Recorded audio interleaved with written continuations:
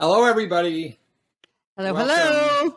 Welcome to Hell and Back. Welcome to Hell and Back with Charlie and Nicole. Charlie, I see two of you already right here in front of me. It's going to be an exciting episode. You see two of me. I do see two of you. Is that a problem? No, it's not a problem. I think it's a great thing. I think it's a good thing. I think.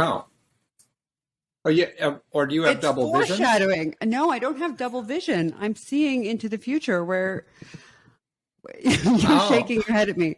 I don't know what you're talking about. Right. Anyway, let me just tell you, this is maybe a representation of if this podcast were not called To Hell and Back, it might be called Getting Out of Hell.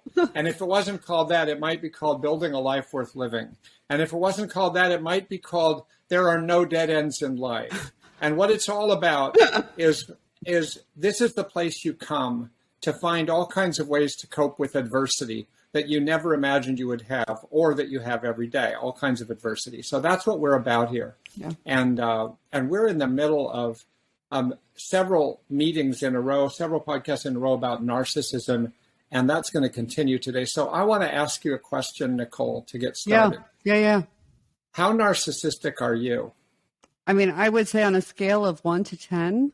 No, make it 1 to 7. 1 to 7. 1 to 7. 7 is the most narcissistic? 7 is the most narcissistic. All right. I mean, I probably am like a 5, maybe. I mean, I don't know. I think I hate to say it, but I think it's true. You know, anybody who's listening to this right now, and you yourself, because I sprung this on you, could go on the internet, and there is a well-known scale, a single item scale. And the single item scale that helps you diagnose who is narcissistic is asking the question, how narcissistic are you on a scale of 0 to 7 or 1 to 7? And actually, so I took that today. Yeah. And then it gives you information about yourself. What did it say?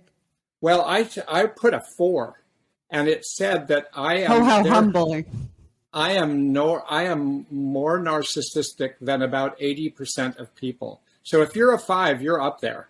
You're up there. Well, I mean, maybe I'm less narcissistic because I think I'm more narcissistic. I wondered about that, but I don't know. I haven't read more about the scale. All right, I'll check in. I'll let you know. I'll update you.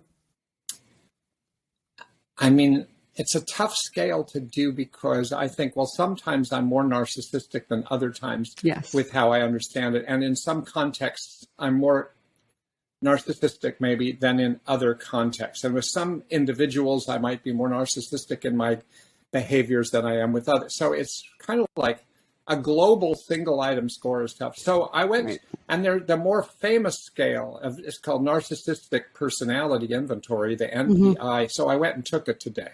Oh. I mean, it's a 40 item questionnaire. And then it gives you a readout of where you stand in relation to other people. So some navel gazing. I got a little bit less narcissistic from one scale to the next, because on that one I came out more narcissistic than about 62%. So you're still pretty high up there. Still pretty high up there. Yes. Well, how do you feel about that?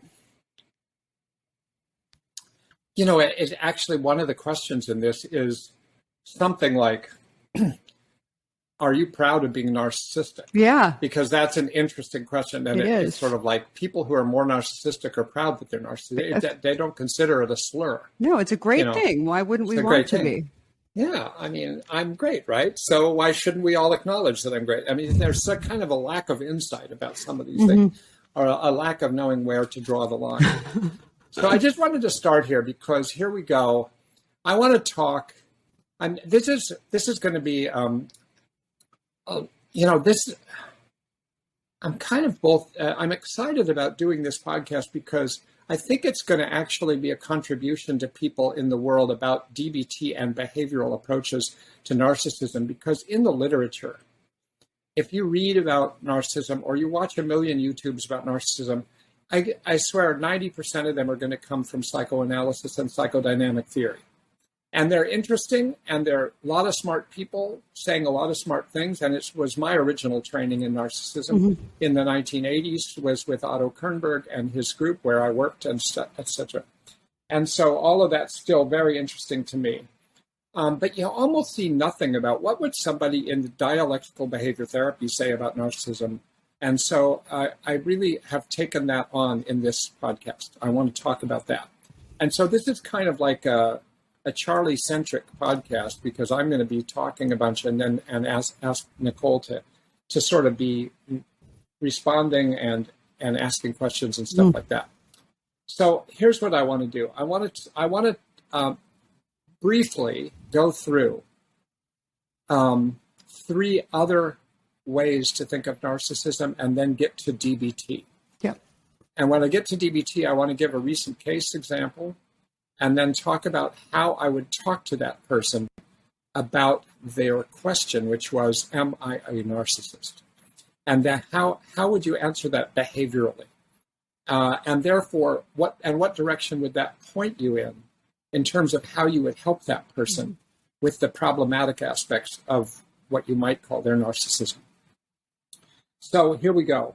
First thing I want to say comes from, where is the book? Ta-da! DSM-5, Diagnostic Manual. There's a list of 9 characteristics of narcissism. And if you have 5 out of 9 of them, then you supposedly have the diagnosis of narcissistic personality disorder. And so what are those 9 things? I don't want to go through every single one of them, but none of them would surprise you because they are what most people think about it. It's like being grandiose. It's being entitled. I mean, it's this sense of self-importance, this sense of deserving special treatment because you're entitled, this sense of thinking that you need to seek out and you should be receiving excessive, for other people would seem excessive amounts of admiration. You might have interpersonal exploitativeness. In other words, you might use other people towards your own ends. You might have a low degree of empathy for other people. These are all criteria that are listed. You often have envy for other people.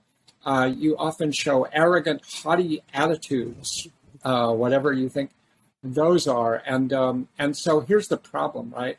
I have a big problem with this diagnostic list. I have 2 big problems with it. First of all, none of the 9 are what we've talked in a previous podcast about being the vulnerable side of narcissism. The person who feels empty, deflated, inferior, envious of other people, sometimes feels like dying, just can't stand how inferior they feel and how unimportant they are. I mean, that's also part of the disorder, but that's listed in DSM as associated features. So those are associated features, and it includes being depressed, and it includes using substances sometimes in order to enhance your self-esteem, and it includes sometimes having an eating disorder, especially anorexia, where you're very perfectionistic and your body has to be exactly right, and you're the most anorexic person in the universe, and that kind of thing. So there's a lot of things there, but the primary 9 criteria, of which you have to have 5, so my first critique of that is that it leaves out the vulnerable part. Now that's been recognized, talked about, written about. People know that. This is not a contribution for me to say this. It's just still a problem with the diagnostic, thinking diagnostically. The other thing about this particular disorder that's a problem is that nearly every one of the criteria I just mentioned still raises a major question. Like, if you get to a grandiose sense of self-importance, exaggerated how important, who's to say? That it's exaggerated. Actually, and it's just human beings are so complicated that I could stand with a group of people and say, I'm the best podcaster that ever existed.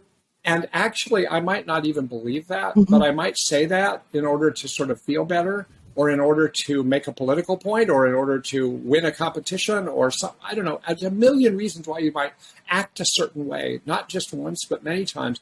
And so it doesn't, there's no complexity. Oh, this person has a grandiose, exaggerated sense of self-importance. And that's a little hard to rate. So I would say, according to whom? and is preoccupied with fantasies of unlimited success, talent, beauty, etc. Well, when does normal preoccupation with your ambitions and with your self-assessment, when does that cross over to becoming pathological? It's not so clear, and you don't exactly know. And where do you cross the line between normally needing support from other people and then needing excessive admiration? Like, what makes excessive excessive? And it might be, like I said earlier about myself, it might be that in one context, you need a lot of admiration, and in another one, you're just one of the crowd. You're not really needing to stand out. You're not needing admiration. So they all require these sort of dichotomous decisions in order to get into the criteria. And where do you cross the line from the ordinary use of influence to meet your ends versus being interpersonally exploitive? Like, where's the line? At the extreme ends, everybody would agree on these things. I mean, the person who's clearly 98% interpersonally exploitive, nobody would disagree.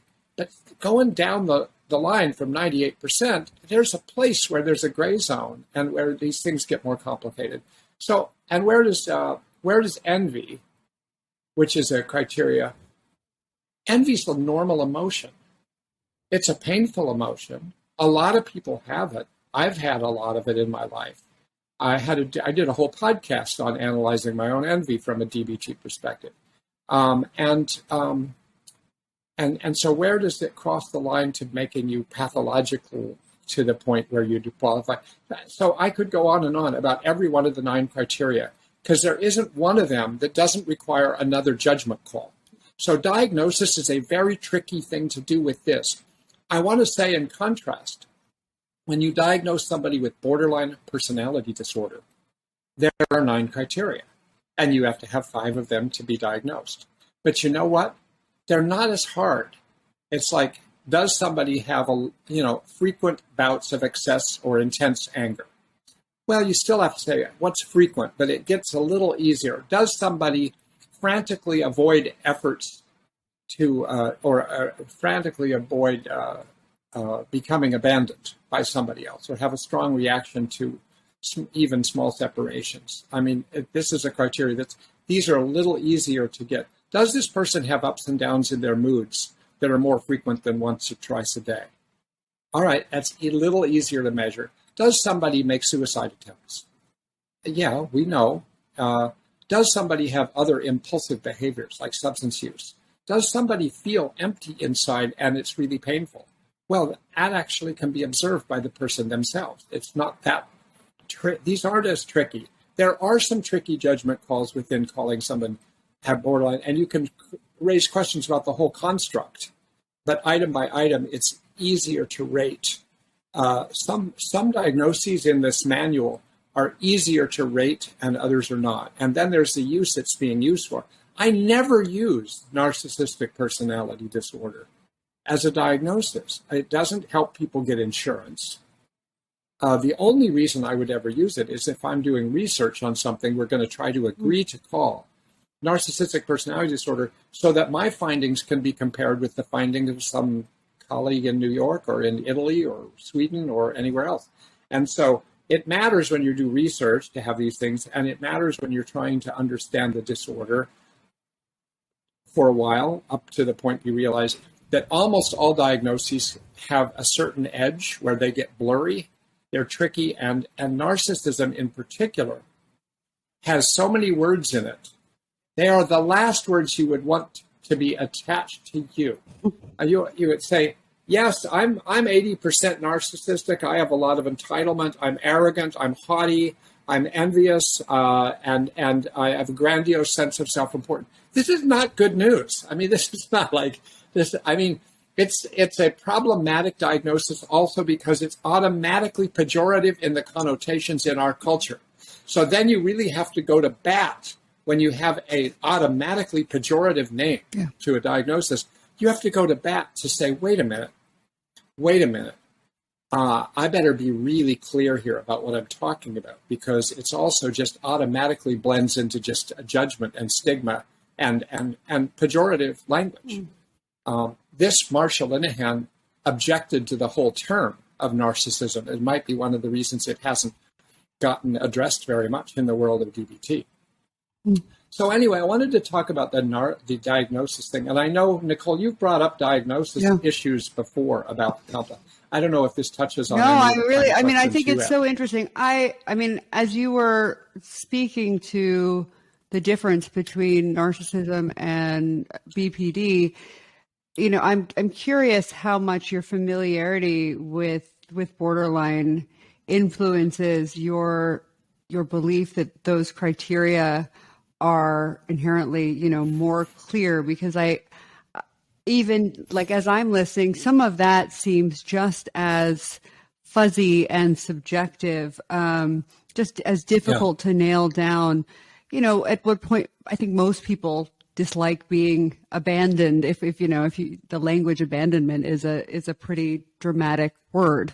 But I think again, it's all pretty subjective, and it depends on who you ask. What is an exaggerated response, or what is unstable mood, and what is if you're asking my mother, her assessment would be very, very different probably than probably what you or I would say probably fits into that criteria. So I think it's really, really interesting. It's true. Because it's true. When we're given a diagnosis, it really does. It shape, I think what you're saying about stigma, I think stigma is ubiquitous within, mental illness. So I don't know that narcissism, I think, is more culturally prevalent. It's something that kind of crosses those boundaries between, our cultural vernacular and the clinical world. But I think that the stigma is a problem all around. And so I think that your points about being cautious and really looking to, where are we drawing these lines, and where are those edges? I think it's so important. And what does it mean to the person that's receiving that diagnosis, and how are they maybe wearing that, and how is that shaping their self-perception? And is it doing harm, or is it helping?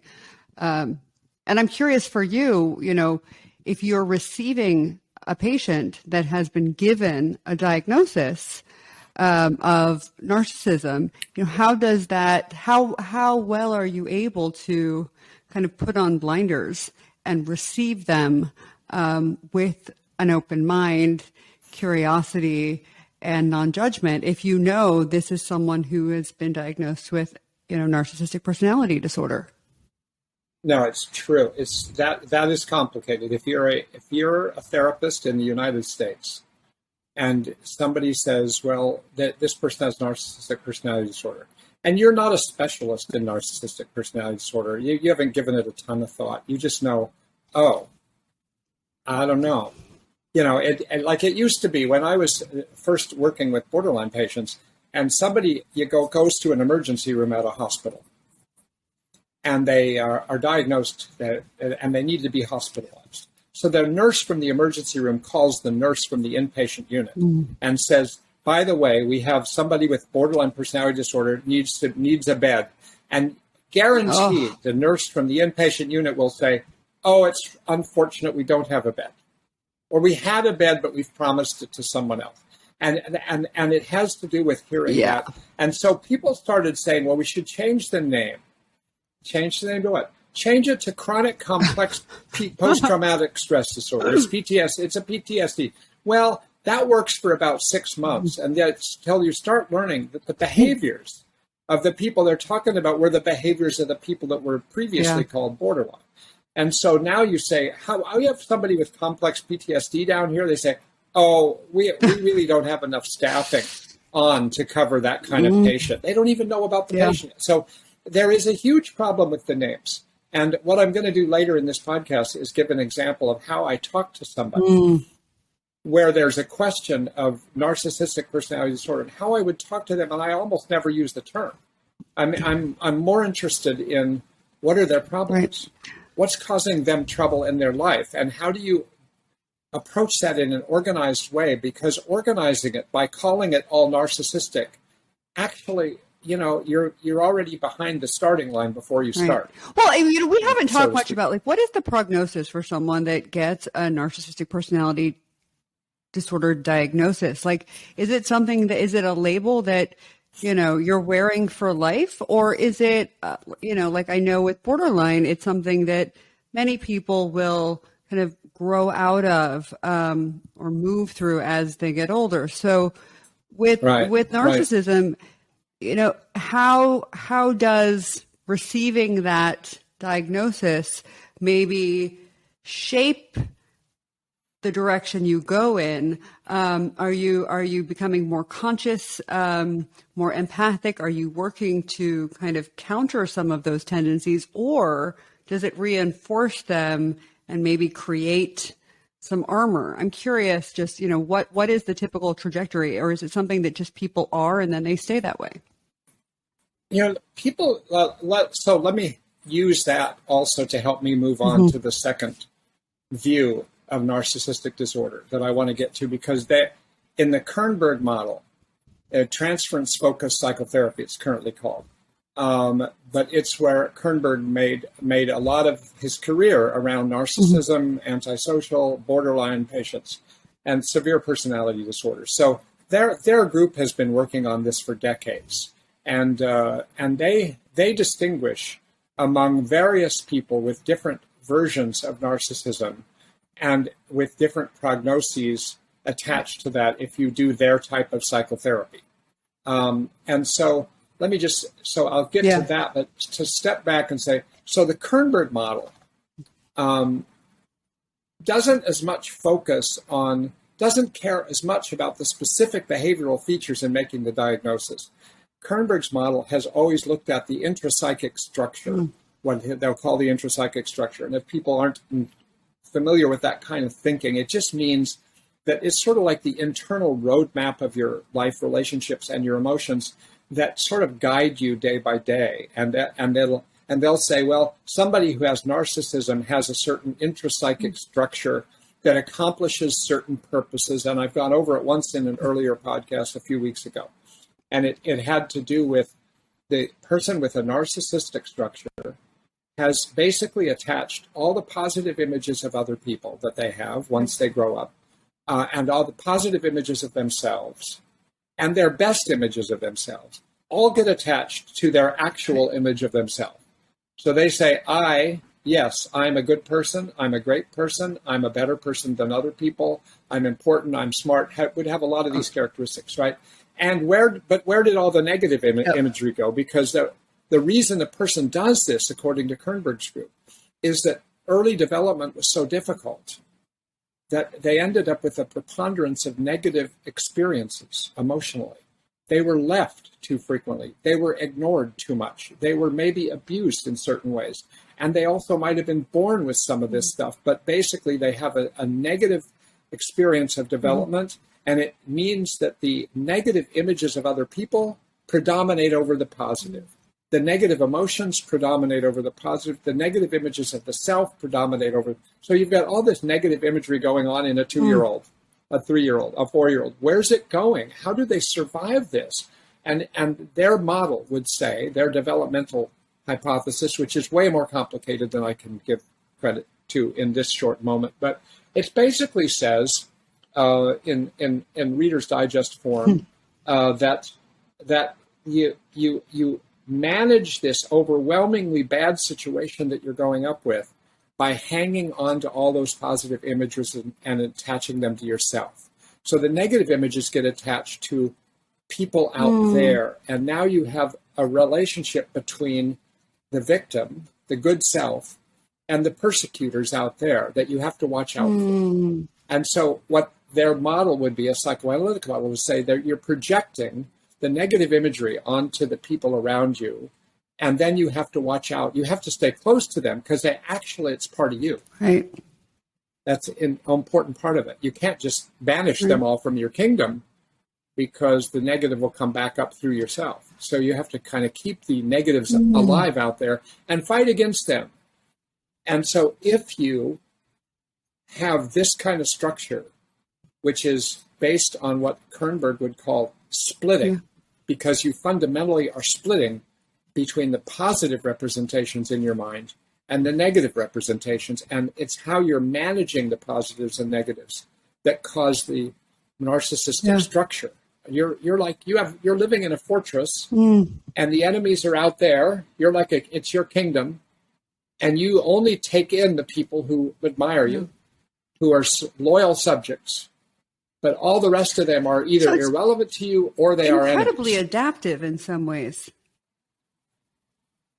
It's incredibly adaptive, and it helps them manage their own aggression and the aggression of other people. And it actually is a compassionate point of view.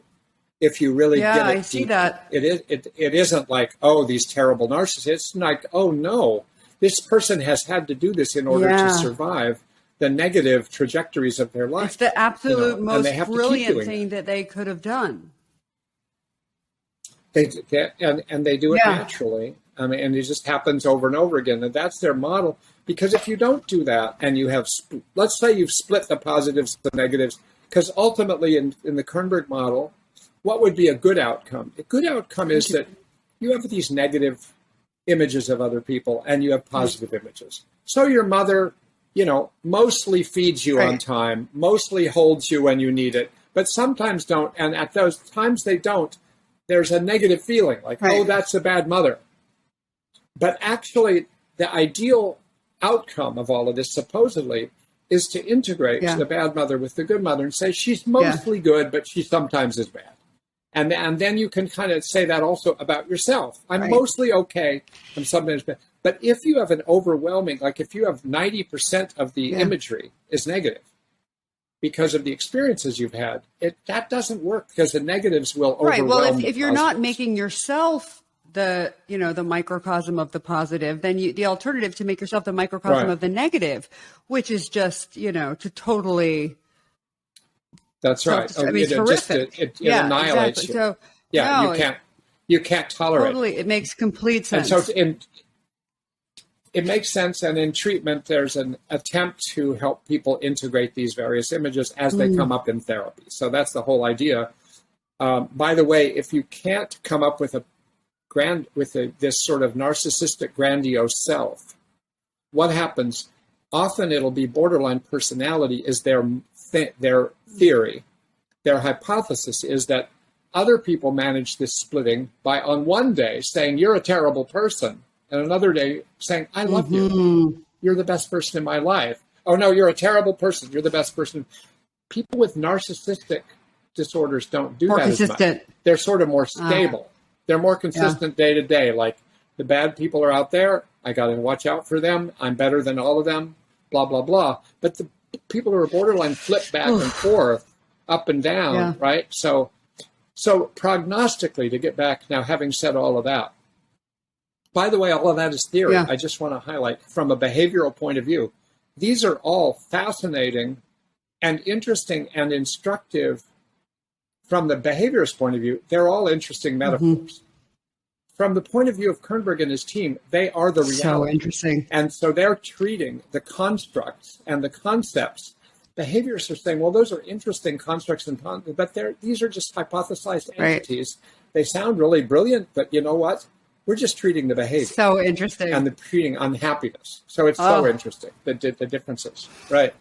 So anyway, I really value the model because no one else out there, well, Heinz Kohut did a lot, but no one else has elaborated a theory and followed it so long, like 30 plus years, and treated hundreds and hundreds of patients with this model and tried to look at outcomes and things. So they've done a lot, and I give them a lot of credit, and a lot of my own background comes from that model. And so it's still interesting to me.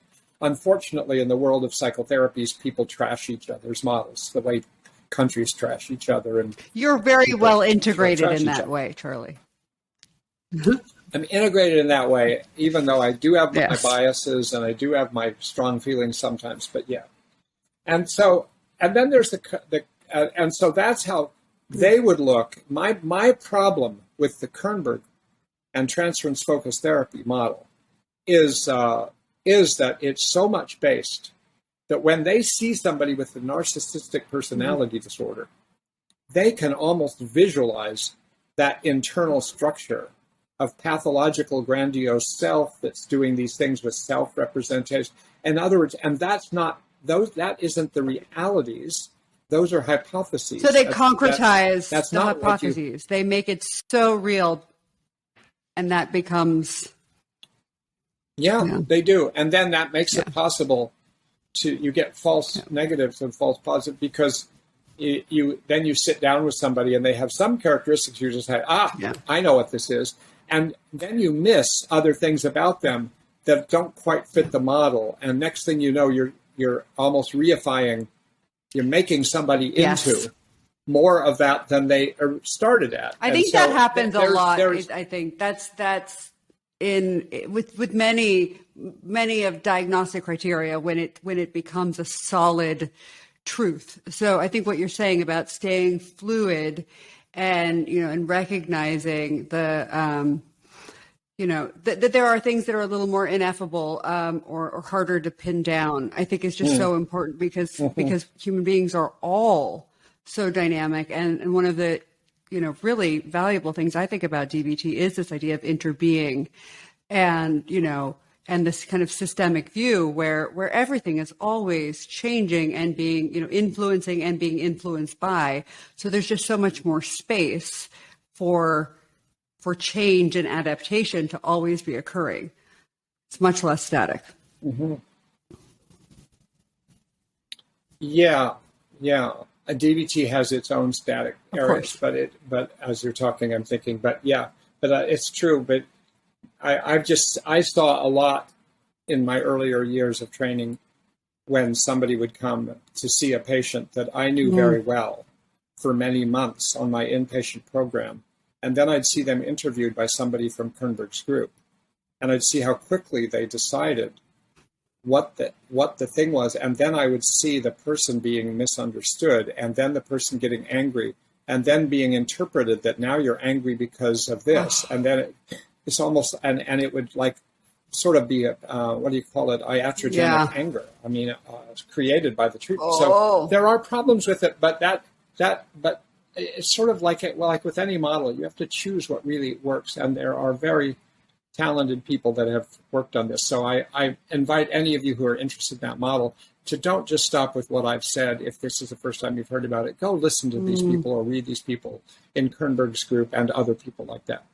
So let me say the next thing. I don't want to spend any time on the next view of narcissism, but it adds one very important ingredient from my point of view, and this is self-psychology by Kohut in the 1970s and so on. And then it's sort of like the descendants of that are people focusing highly on things like what's called intersubjectivity and relativity, or relational models of therapy, which emphasize the nature of the bond between two people and problems in the bond between two people as the cause of a lot of trouble. So they might say that somebody ends up with borderline or with narcissistic characteristics because there were so many disruptions to the empathy between them and their attachment figure, their mother or their caregiver, whoever it was. There were a lot of those, and they're being made up for by, in later life developments, of people who start to feel grandiose about themselves. And they look for other people that mirror that, and they use that, they call it mirroring. Or they look for people who idealize what they're doing, and then it sort of helps them cope with the fact that they don't feel very talented or they don't feel very smart or powerful, but with this help of this other person, they can feel that way. So they use people in that way, and then that's what becomes called narcissistic. But it's from a different idea of the internal world of being empathically disrupted so many times that you need to almost create scar tissue around it. And that scar tissue is narcissism, right? And so when one of the complaints about people who have other narcissistic characteristics is often that they're not very connected. Sometimes they're kind of distant and remote. They're kind of self-preoccupied and they aren't noticing what's going on with you. And so you feel like there's this gap between you and them.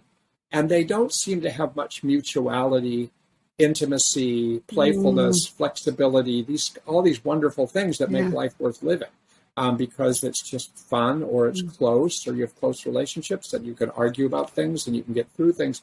They end up getting stuck with these more rigid ways of established distance. So that I do think that aspect of narcissistic problems is really important to recognize. It sometimes doesn't quite get captured in these criteria sets, right? On the DBT, and this I want to talk to you all about how to think of talking to somebody about whether they have a narcissistic disorder. Like, how do you even think about that? How do you talk about that? Because it's different. And yet DBT has a way of talking to people about other things that I've just converted into, I use it with people with narcissism. So I'd like to explain it to you. I have to tell you, you're going to have to become, you have to be good at visualizing what I'm going to say. Because if we were together and if we were all on YouTube together, or if we were all in the same room together, I would draw a diagram. So I'm going to draw a diagram in my mind and in your mind, and use that diagram to, so you have to sort of receive the diagram once we get to it. But it starts with this. A few weeks ago, a young man, I'd say 30-ish. By the way, I'm going to give you a case example, but I want you to know about case examples that I distort the reality of the case example enough so that nobody could identify who the person would be, because that just would be awful. So somebody came to me, this hypothetical creature, human being, and came and said, so why are you here? Well, this turns out that this person was someone who actually went to a good university, got a good degree, got an advanced degree, started running a business, was quite successful in different parts of the country. It grew rather quickly. He was doing really well. Had lots of girlfriends. This was a man, had a lot of girlfriends, one after another, each one sounding, when he told about this, more beautiful and incredible and hot than the previous one. I sort of like, oh my God, this one, oh my God, oh my God. I mean, he's telling about these girlfriends almost in a way of making me feel like, where did I miss out? You know, what's this? I mean, and that's often how it feels when you're talking to somebody who's a little narcissistic and exhibitionistic. Where have you been? It's like, and where have you been? And look how much money he made by the time he was 30. And I look know at all these the people he people. knows. And look at the stuff. And yes, I figure you probably know more of them than I do. I love them all. And so he's telling me about all these things. And I said, but this all sounds great. What's the problem? He said, well, it was great when it was great, but it's not as great anymore. Why isn't it as great anymore? I don't know if I'm ever going to find Oh my the right gosh, I knew you were person. going to say that. You know, and I don't know. I mean, and this work I was doing, I didn't like the guy who I was collaborating with, and he had more stake in it than I did. So I just bailed out of that. And now I've done one interesting business after another. He told me what he was doing. He's obviously a creative man. And he said, none of it is very satisfying. And I don't know what I want to do. I'm starting to wonder, what is the point of life? I mean, I just don't quite get it anymore. I used to like be turned on by lots of things, and now it's like I feel kind of empty inside. And I see other people that are doing perfectly ordinary things in their life, and they seem happy. They go home to their families. They have a dog. They take walks. They do all these. They garden. They do all these things that I always thought were like ridiculous wastes of time. And now I see. I don't know. I'm just trying to figure this out, and I'm feeling more depressed. I had a doctor put me on an antidepressant. So this is the guy that came to me. And then I said to him something using the term self-esteem. I said, it sounds like you've taken some hits to your self-esteem. And he said, oh, do you think I'm a narcissist? Interesting. So then I thought, so I put together a video earlier today a 15-minute video to show you how one might respond to that question, or just how even to address it from a DBT perspective. And so we're going to play that. And then Nicole and I are going to come back with you and comment on our own thoughts and reactions to it, and really hope that you write things about this podcast. We would love to just hear in general all the time, but any ideas about this, any questions about this that we could take up in a future podcast. So we're gonna now switch over to watching the video. Okay? So now that you've told me some about yourself and your behavior in the past few weeks and what you've gone through over a longer period of time, and on top of that, you've raised the question in your own words of, are you a narcissist? Let me speak to that, okay? I want to try to kill two birds with one stone here. One would be to answer that question about narcissism, but maybe more importantly, to just give you a way of thinking about your problems that could be the basis for understanding them better and treating them. So let me put it this way. It's clear to me, though I don't know if it'll be clear to you, so I'll leave that open, of course, that self-esteem has been a really important issue for you. That however this came to be in your life, and through no fault of your own, you have a tendency to sometimes be thinking that you're kind of on top of the world, very capable, very good at what you do, very engaging and appealing, and able to accomplish a lot, really have, you might say, a more full sense of self, high self-esteem. And then what my question would be at that point would be, is it sometimes an overinflated self-esteem? Is it sometimes beyond realistic for periods of time when you're kind of on a roll that way and you're thinking of yourself that way? That's an open question, but that's where the question about narcissism partly comes down to this. And then other times, from what I'm hearing, after somebody disappoints you, or you disappoint yourself, or you're defeated at something, or you're insulted by somebody somehow, or you're forgotten by somebody, something like these kind of things, your self-esteem plummets. And you find yourself for an hour, a day, several days, sometimes longer apparently, into a state where you feel incredibly inferior, like a nothing. You've gone from an everything to a nothing. Somebody who, for whom life is meaningless. Somebody who feels empty and painfully so, and very insecure. Somebody who envies other people, whatever they have. Maybe even feels like getting revenge. Maybe feels very angry at being insulted.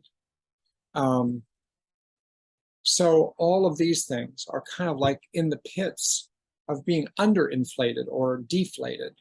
So there's, on the one hand, self-esteem can be inflated, and then it can be hyperinflated, and it can be deflated and really hyper-deflated to where one actually sometimes even wants to die.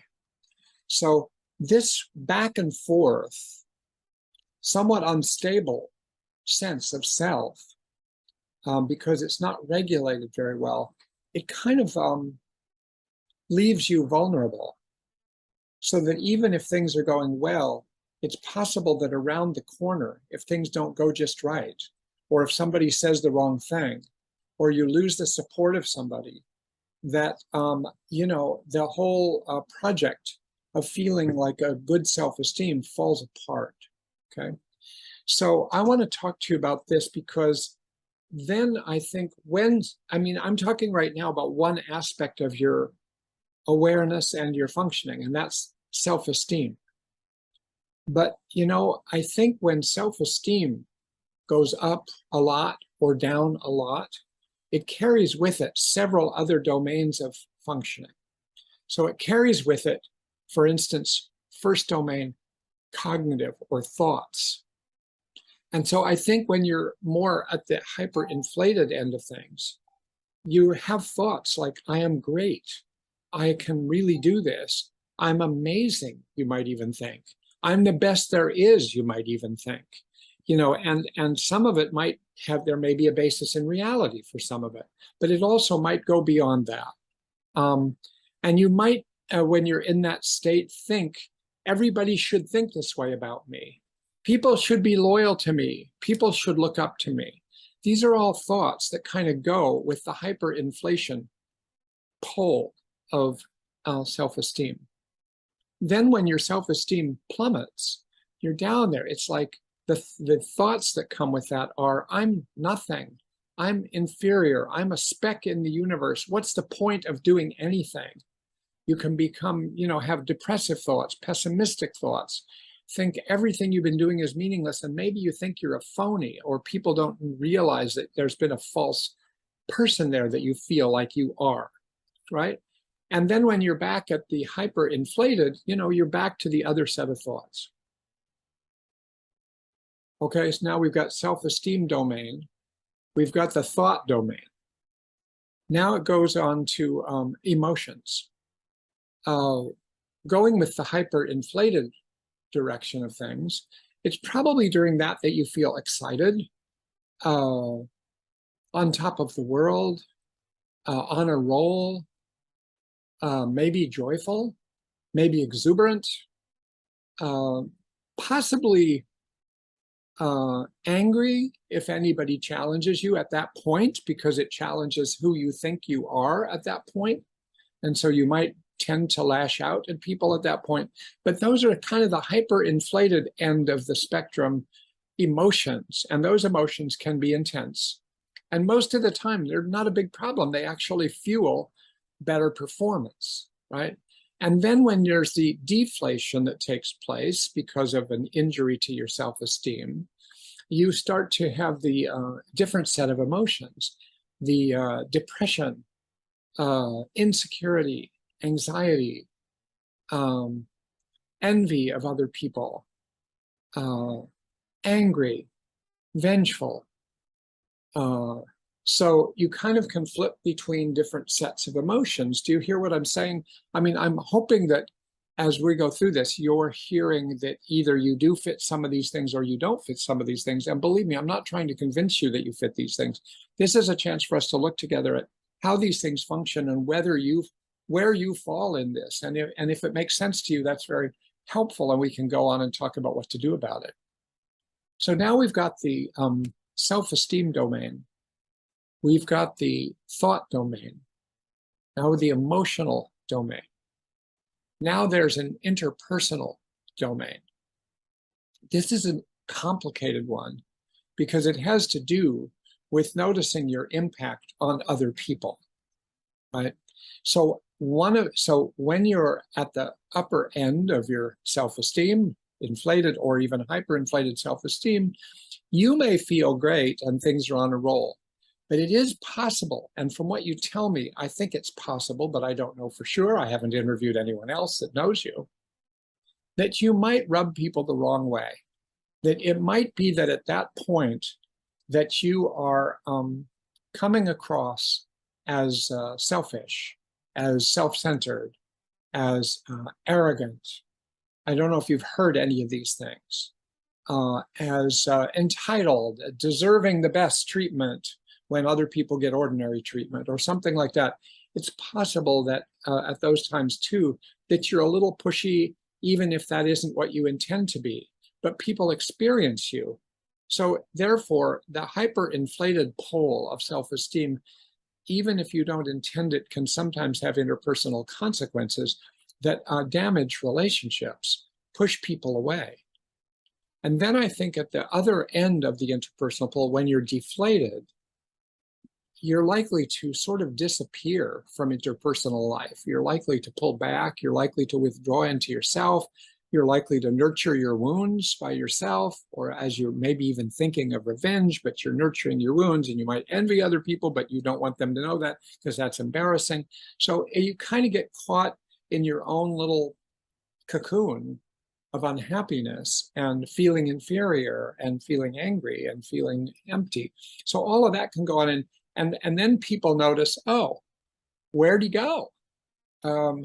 He was really present before, and now he's very much not present.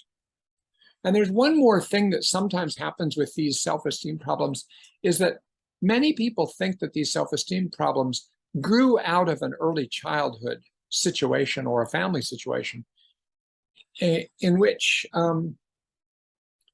there might have been, with at least one parent and maybe both, like not a lot of closeness, not a lot of sort of mutual, trusting playfulness, being together, being intimate. And I don't mean sexually. And so if one hasn't acquired that as a way of being with people, then people can feel like, oh, he's disconnected. He's into himself. He's into his projects. He's into his ideas. He's really not there, you know. And so sometimes people that have these kind of problems also, and I'm not saying you do, have a kind of a disconnect from people. And that can come across sometimes as not being very understanding, connected, related, empathic. And that, so that then people feel like, oh, you're less appealing to be with. So I don't know if you have any of that. That's another possible thing. And there's one more domain. So to review, we've talked about how if you get injured in the self-esteem domain, you know, and if you already have a vulnerability there, then that also carries over into the thought domain, right?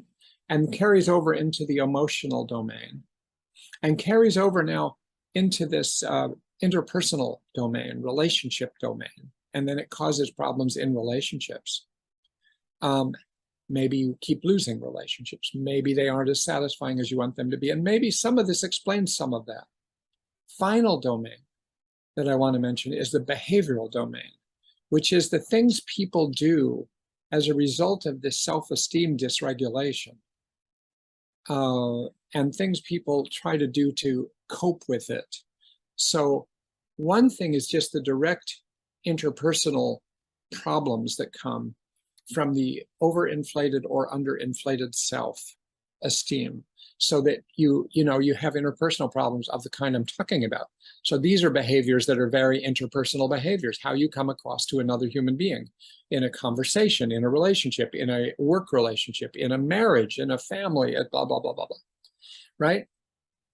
Other kinds of behaviors that sometimes go with this, and it has to do with dealing with the injuries to self-esteem and sometimes trying to prop yourself up, is substance use, alcohol, other substances that may dull your awareness, or substances that may heighten your sense of your powers, like cocaine or stimulants or something like that. So some people get into addictions when they're trying to cope with self-esteem problems. Some people get into eating disorders, and particular anorexia, because there's a kind of a perfectionism of making your body as thin as possible or as perfect as possible. It's a preoccupation with getting your body just right, and what you're eating and what you're doing, what your exercise is like. That can become a whole domain of behavior that goes from being just, what we all do, up to a real pathological situation, right? Sometimes violence, sometimes this will fuel people who feel injured by somebody they're close to really be angry at that person, threatening to that person, and ultimately to violence towards that person. So domestic violence or friendship violence or something like that. So that's the whole picture. Now, we could go back through this, and I could tell you every criterion of narcissistic personality disorder, which is when narcissism, which is a normal thing, grows to a certain degree to where it passes a threshold and becomes pathological and really damaging to your life and dysfunctional in your life, right? We could go back through these, because you can find all of those things in what I just went over in these 5 domains of behavior. I'm less interested in the actual diagnosis itself of narcissistic personality disorder with you, and more interested in how you related to, identified with or not, the various behavioral characteristics I just went over. Because DBT, if we're going to talk about what you do there, is a behavioral treatment. It's how do you take some of these behaviors that I was just talking about in these 5 domains that are causing you trouble one way or another, and how do we correct those? How do we replace some of those behaviors with other patterns of behavior that are more realistic or more stable or more help you kind of not go too far in one direction or another, but sort of find the middle path, find the middle ground, and be more aware of your impact on others, which is a huge part of this. And so there's a lot of potential directions to go with that if we want to start working on that. But the first thing is, where do you stand in all of this?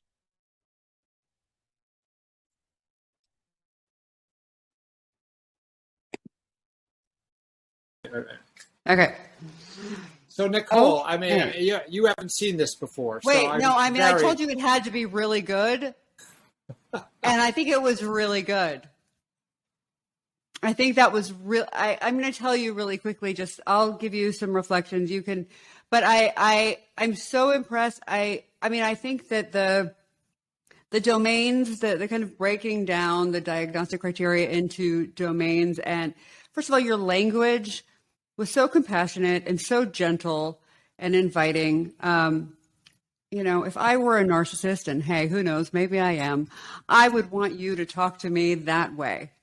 It was just something really generous. And I think, starting with the injury to self-esteem and then moving through these different domains in terms of how, the cognitive functioning, what's going on in the thinking, and how that, goes from the feeling. And then I think leaving this interpersonal element and behavioral element kind of towards the end, because for me, I'm assuming that's where the person would be most likely to get a little bit more defensive, and that's where most of the challenges come from. I think there's just something so nice about how you walked us through into really feeling like, and checking in all the way.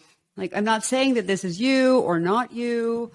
I have no attachment one way or the other. You really empowered the listener or the patient to decide, like, does this resonate or not? And I think that just really offering that agency and that respect, through the lens of a potential narcissist, there's something that, feels really safe about that. And that, you're not trying to judge me. You're not trying to tell me that you're better, that you know better. You're just, you're kind of laying out a platter of possibilities that may or may not resonate. And it's, likely that most of them do. And I think that the tenderness, when you get down to this cocoon of relationship and just how, you kind of took us through the story, but just how that volatility of feeling worthy or unworthy can relate to the capacity to show up and participate, and maybe then also, affect the ability to have that intimacy, and then kind of, just kind of planting seeds of maybe there's a little bit of early childhood stuff that's going on in here. And there is an opportunity, if you're interested, to work. I found that there was, that you seemed like you really identified with me as the listener. Like, you really get it. You really got me. There was never a distance. It was like very lateral, eye to eye. And so I think you did a really, really lovely job of that. And and there was that possibility of that just saying, I'm not, that we could find all of this in the DSM, but that really doesn't matter. What matters is like, are these behaviors things that you're interested in? And again, so there was something actionable about that. And it was like, oh, okay. So it doesn't even matter whether or not I buy into any of this necessarily, because ultimately it's like, do I want to do these things? Mm-hmm. And that's just so practical. I think that your explanation earlier just about the different frameworks and different ways of working, I think as the recipient of that, to know I don't need to understand or buy into any of it if I don't want to. I just need to take these different actions and see if they work. Mm-hmm. I think there's just, it's, again, that's very accessible and non-judgmental. So I was a little anti-video in the middle of a podcast, but I know. It was well worth it. I know. And I love your feedback, because it means that I did hit the mark in several ways that I was trying to hit.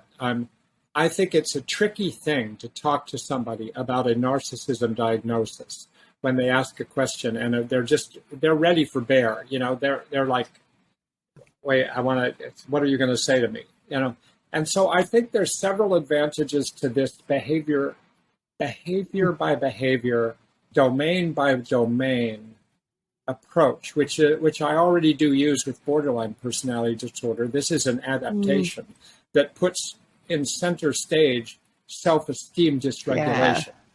So in borderline personality disorder, if you do the same type of thing, you go through these domains of emotional dysregulation, interpersonal, cognitive, self-dysregulation, and thought dysregulation.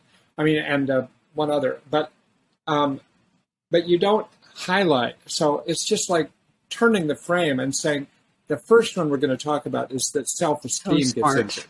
And then that's going to bleed into all the other domains. Yeah. And in each domain, you're going to find other things that are more characteristic of self-esteem problems. The other thing that I was trying to do here is that, obviously, as a dialectical therapy, there are certain dialectics that are typical in DBT. But the pervasive dialectic here is between the hyperinflation and the deflation. Yes. And so back and forth in every domain, I was looking for restating that dialectic. Yes. Well, the other dialectical thing you did so nicely too was that you validated like the places where, being in that hyperinflated space, which I'm sure that, a narcissistic person likes to be there, you really honored that there might be some real benefits and ways that that's skillful. Right. So, I think you said something about, it really might fuel performance, for example. I love that you did that, because again, like if I'm someone and I'm like, you're going to try and take away the things that work well for me. No.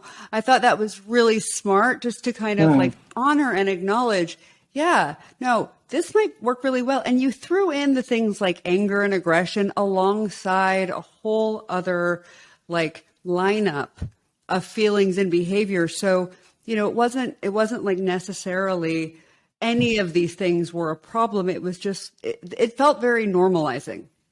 See, and that was another function of doing it this way, is that it not only highlights behaviors rather than intrapsychic structures or defenses.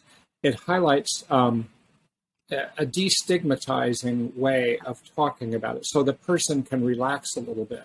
Because if they can't relax a little bit, you get off to a rocky start, which isn't necessary.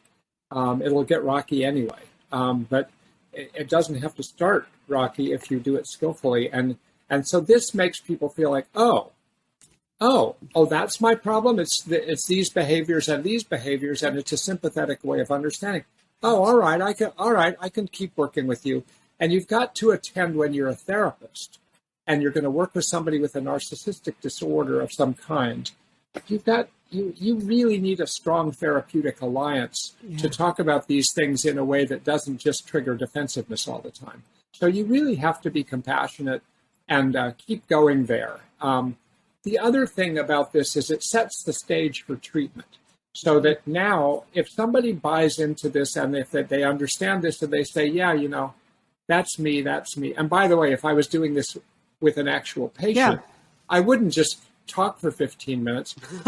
At each domain, I'd say, and how about you in that domain? And what about you? Do you have feelings like that? Do you have thoughts like that? Do you have interpersonal relations? So you actually get to know the person through the lens of the behavioral approach. By the time you've done this, it may have taken you an hour rather than 15 minutes. And then you have treatment targets. You know a lot. Right. And then you have treatment targets. And then you say, so all we have to do here is we have to address these different behavioral patterns. And we have to have ways to do that. And the thing you need to add to standard DBT, which we're not going to have enough time to get into right now, but would be sort of special skills or methods for treating self-esteem dysregulation. Because that isn't, even though it's sort of generically in DBT, it isn't specifically there. Like nobody is, for instance, I would be teaching the patient mindfulness of self-esteem. I'm really interested. I've never even heard of that. And a lot of the people I work with have issues with self-esteem. I mean, I think that's an epidemic unto itself. So I'm really interested in, I think we should do an episode on that. And you can teach me all about it. Yeah, well, I've done a fair amount about it, but I think I would make it more formal. The way in DBT, there's be mindfulness of self-esteem, and there'd be ways to monitor your self-esteem and ways to be alerted. Here goes my self-esteem. No, I think that's great. Now what do I do? It's a very DBT way to think, that. No, that's great. And radically accept that I have hyperinflation, or radically accept that there's just a lot of ways to go. But I think it's probably enough for today. I think it's a big chunk for a lot of people who think about these things, but maybe don't think of them through a DBT lens. And I hope it'll be helpful, and I hope that we get feedback. Yeah. We really want the feedback. And rate, review, send your comments. But I have to give you applause, Charlie. This was really quite smart, quite wise, and inspiring. I really... Thank you. Yeah. Thank you. No, I appreciate that. I'm happy. I'm glad I was here for it. This was great. It was really good. Good. Well done, you. Good. All right. Good. All right. So, Thanks. Till next one. Thanks, guys. Okay. Until next time. Bye, everybody. Bye, everyone. Bye-bye.